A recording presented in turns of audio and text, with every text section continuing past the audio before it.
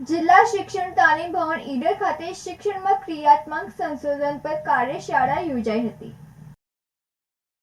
સાબરકાંઠા જિલ્લામાં જીસીઆરટી ગાંધીનગર અને જિલ્લા શિક્ષણ તાલીમ ભવન ઈડરના સંયુક્ત ઉપક્રમે શિક્ષણમાં ક્રિયાત્મક સંશોધન પર જિલ્લા શિક્ષણ તાલીમ ભવન ઈડર ખાતે કાર્યશાળા યોજાઈ હતી। પ્રાથમિક શિક્ષણમાં સંશોધન દ્વારા શિક્ષણમાં ગુણવત્તા અભિવૃદ્ધિ અને વર્ગખંડની સમસ્યાઓને હલ કરવા માટે ક્રિયાત્મક સંશોધન હાથ ધરવા માટે સાબરકાંઠા જિલ્લાના 50 જેટલા પ્રાથમિક શિક્ષકોની પસંદગી કરી માર્ગદર્શન અર્થે આ કાર્યશાળાનું આયોજન કરવામાં આવ્યું હતું। ક્રિયાત્મક સંશોધન લેખન માર્ગદર્શન કાર્યશાળામાં દરામલી કોલેજ ઓફ એજ્યુકેશનના પ્રાધ્યાપક ડોક્ટર મહેશભાઈ ચૌધરી દ્વારા ખૂબ પ્રેરક ઉદ્બોધનની સાથે ક્રિયાત્મક સંશોધન કેવી રીતે હાથ ધરી શકાય તે વિશે સર્વે શિક્ષકોને માર્ગદર્શિતા કર્યા હતા। આ સાથે ડોક્ટર નરેન્દ્રભાઈ પટેલે ક્રિયાત્મક સંશોધન કરવા માટે કેવી રીતે પગથિયાં અપનાવવા અને શું કરી શકાય તેમજ મિતુલ મકવાનાએ ક્રિયાત્મક સંશોધનની રૂપરેખા અને કેવી રીતે રિપોર્ટ અથવા તો ક્રિયાત્મક સંશોધન લેખન વિશે વિગતે ચર્ચા કરી હતી। આ કાર્યશાળામાં ઈડર ડાયટના સિનિયર લેક્ચરર અશ્વિનભાઈ પટેલ સહિત શિક્ષક મિત્રો હાજર રહ્યા હતા। રાજેશ ચાવડા સાથે તનિષા પરમાર, સિટી ન્યૂઝ ઈડર। રાધનપુર ખાતે આવેલ બેંક વોર્ડ હોલ ખાતે રાધનપુર શહેર કોંગ્રેસની મીટિંગ યોજાઈ હતી, જેમાં પૂર્વ વડાપ્રધાન મનમોહન સિંહને શ્રદ્ધાંજલિ અર્પણ કરવામાં આવી અને આવનારી રાધનપુર નગરપાલિકાની ચૂંટણીની રણનીતિ તૈયાર કરવામાં આવીને રિવ્યુ મીટિંગ યોજાઈ હતી। આવનારી નગરપાલિકા જીતવા માટે રણનીતિ નક્કી કરવામાં આવી હતી। પાટણ જિલ્લાના રાધનપુર ખાતે કોંગ્રેસની મીટિંગ યોજાઈ, જેમાં પૂર્વ વડાપ્રધાન મનમોહન સિંહને શ્રદ્ધાંજલિ અર્પણ કરવામાં આવી અને આવનારી રાધનપુર નગરપાલિકાની ચૂંટણી જીતવા માટે રણનીતિ તૈયાર કરવામાં આવી હતી। આ પ્રસંગે રાધનપુર વિધાનસભાના પૂર્વ ધારાસભ્ય રઘુભાઈ દેસાઈ અને ઓલ ઇન્ડિયા કોંગ્રેસમાંથી સુભાષબેન યાદવ, નોર્થ પ્રભારી અને ગીતાબેન અને પાટણ જિલ્લા કોંગ્રેસ પ્રમુખ ગીમરભાઈ દેસાઈ તથા નાસિરભાઈ અને સાંતલપુર તાલુકા પંચાયતના પ્રમુખ કંકુબેન લાલાભાઈ પરમાર અને પાટણ જિલ્લા મહિલા કોંગ્રેસ પ્રમુખ જયાબેન સોની તથા રાધનપુર શહેર મહિલા કોંગ્રેસ પ્રમુખ જ્યોતિબેન જોશી અને રાધનપુર શહેર કોંગ્રેસ પ્રમુખ ડોક્ટર વિષ્ણુ ઝુલા તથા કાંજીભાઈ પરમાર, શંકરજી ઠાકોર, વર્દીદાન ગઢવી, વિનોદ ઠાકોર, ગણેશજી ઠાકોર તથા અન્ય મહાનુભાવોની ઉપસ્થિતિમાં આવનાર રાધનપુર નગરપાલિકા ચૂંટણી જીતવા માટે રણનીતિ તૈયાર કરવામાં આવી હતી। તો અલગ અલગ વક્તાઓ દ્વારા રાધનપુર નગરપાલિકાની ચૂંટણી જીતવા માટે માર્ગદર્શન આપવામાં આવ્યું। નગરપાલિકાની ચૂંટણી લડવા માંગતા ઉમેદવારો તૈયારી કરવા માટે માર્ગદર્શન આપવામાં આવ્યું હતું અને 28 ઉમેદવાર 7 વોર્ડમાંથી તૈયાર કરી નગરપાલિકા જીતવાની તૈયારી કરવામાં આવી હતી। ભરત સથવારા સાથે તનિષા પરમાર, સિટી ન્યૂઝ, રાધનપુર। રાધનપુરની પ્રજા કાયમ માટે કોંગ્રેસને આશીર્વાદ આપ્યા છે, ફરીથી પણ આશીર્વાદ આપશે એનો અમને પૂરો વિશ્વાસ।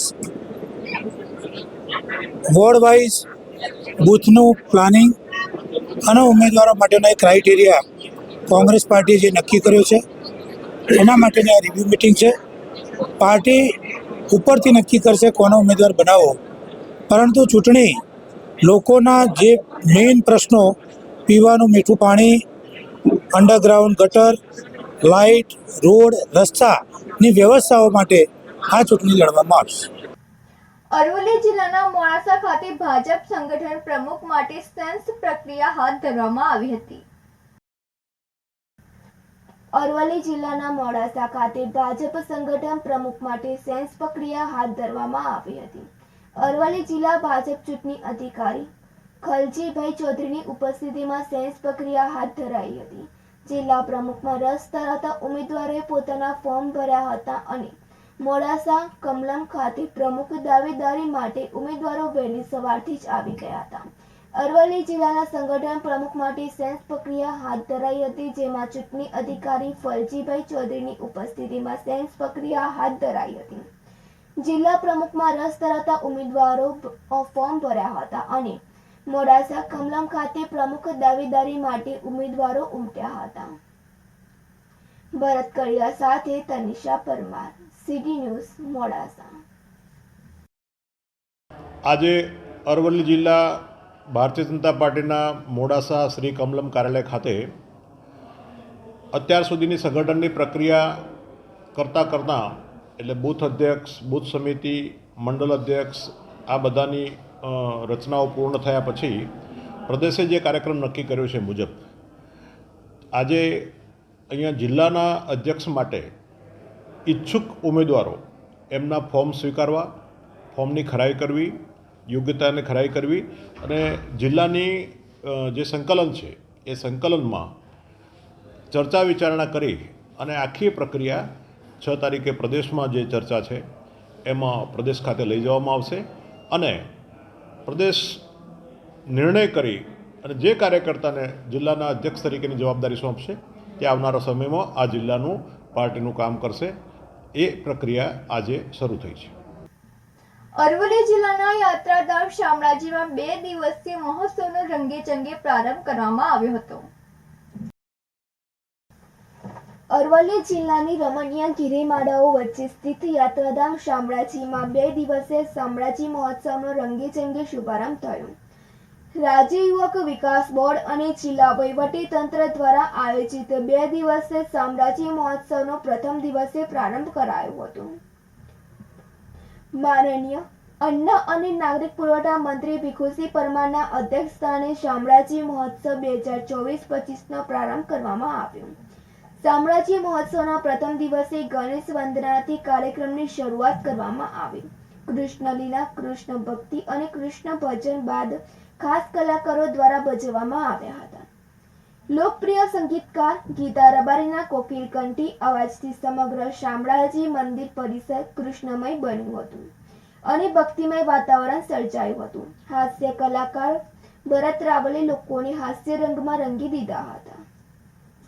લોકોને સંબોધતા મંત્રી ભીખુસિંહ પરમારે જણાવ્યું કે આજે આ પવિત્ર શામળાજી ધરતી પર આપ સૌને જોઈને મને આ પર આનંદ થાય છે. આ મંદિર માત્ર એક ધાર્મિક સ્થળ નથી પરંતુ લોકોમાં આસ્થાનું કેન્દ્ર છે અને આ મંદિર આપને એકતા અને સદભાવનાનો સંદેશ આપે છે. યાત્રાધામ શામળાજીને પ્રવાસન સ્થળ તરીકે વિકસાવવા સતત સરકાર દ્વારા પ્રયત્ન કરવામાં આવી રહ્યા છે. આજે આપણે સૌ મળીને શામળાજી મહોત્સવની ઉજવણી કરી રહ્યા છે અને આ મહોત્સવ આપણને એકબીજા સાથે જોડે છે અને આપણી સંસ્કૃતિને જીવંત રાખે છે. આપણે સૌ મળીને આ મહોત્સવને વધુને વધુ સફળ બનાવીએ. મહોત્સવમાં જિલ્લા કલેક્ટર પ્રશસ્તિ પરીખ, જિલ્લા ન્યાયાધીશ આશા અંજારિયા, સાંસદ શોભનાબેન બારૈયા, સાંસદ રમીલાબેન બારા, ભિલોડા ધારાસભ્ય પીસી બરંડા, બાયડ ધારાસભ્ય ધવલસિંહ ઝાલા, મોડાસા નગરપાલિકા પ્રમુખ નીરજ શેઠ, જિલ્લા વિકાસ અધિકારી દીપેશ કેડિયા, નિવાસી અધિક કલેક્ટર રાજેશ કુચારા સહિતના પદાધિકારીઓ અને અધિકારીઓ ઉપસ્થિત રહ્યા હતા.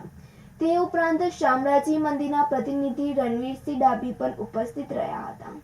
હજુ બીજા દિવસે પણ શામળાજી મહોત્સવ ભવ્ય રીતે ગુજરાતના ખ્યાતનામ કલાકાર ઉસ્માન મીર સહિતના કલાકારો દ્વારા ઉજવાશે. ત્યારે સમગ્ર અરવલ્લી જિલ્લા અને ઉત્તર ગુજરાતના દર્શકો આ મહોત્સવમાં મોટી સંખ્યામાં ઉમટી પડ્યા છે. ભરત કડિયા સાથે તનિષા પરમાર, સીડી ન્યૂઝ, શામળાજી.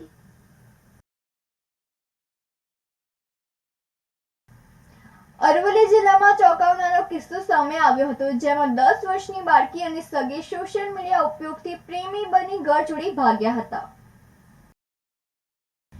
અરવલ્લી જિલ્લામાં વાલીઓ માટે ચોંકાવનારો કિસ્સો સામે આવ્યો હતો, જેમાં ધનસુરા પોલીસ સ્ટેશન વિસ્તારમાં 31 ડિસેમ્બર ધોરણ 5માં ભણતી 10 વર્ષની બાળકીનું અપહરણ થયું હતું.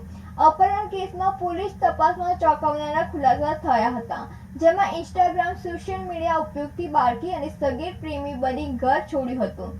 ધોરણ 5ના 10 વર્ષના બાળકોને પ્રેમ થઈ જતા ઘર છોડી ભાગ્યા હતા, જેમાં અન્ય 3 કિશોરીઓની મદદ લઈ સગીરી બાળકીનું અપહરણ કર્યું હતું. સોશિયલ મીડિયાના ઉપયોગથી પ્રેમ પાંગર્યો હતો. બાળકીના મા બાપને સોશિયલ મીડિયા એટલે શું એ પણ ખબર નથી. જો કે અરવલ્લી પોલીસે ગણતરીના કલાકોમાં નજીકના ગામમાંથી બંનેને ઝડપી લીધા હતા, જેમાં પોક્સો અને અપહરણનો ગુનો દાખલ થયો હતો અને કાયદાના સંઘર્ષમાં આવેલા કિશોરને ઓબ્ઝર્વેશન સેન્ટર ખાતે મોકલાયો હતો. ભરત કડિયા સાથે નંદિની જોશી, સિટી ન્યૂઝ ધનસુરા.